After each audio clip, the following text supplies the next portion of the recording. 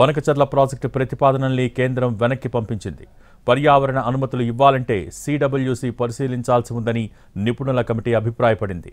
ఈ ప్రాజెక్టుపై అనేక ఫిర్యాదులు వచ్చాయని కమిటీ తెలిపింది. జీడబ్ల్యూడిటి అవార్డును ఉల్లంఘించినట్టు ఫిర్యాదులు వచ్చాయన్న కమిటీ అందుకే ప్రతిపాదనల్ని వెనక్కి పంపుతున్నట్టు వివరించింది.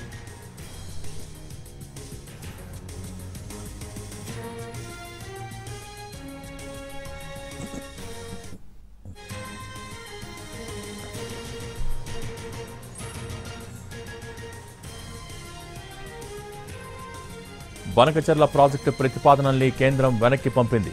పర్యావరణ అనుమతులు ఇవ్వాలంటే సిడబ్ల్యూసి పరిశీలించాల్సి ఉందని నిపుణుల కమిటీ అభిప్రాయపడింది.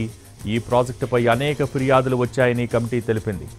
జీడబ్ల్యూడిటి అవార్డును ఉల్లంఘించినట్టు ఫిర్యాదులు వచ్చాయన్న కమిటీ అందుకే ప్రతిపాదనల్ని వెనక్కి పంపుతున్నట్టు వివరించింది.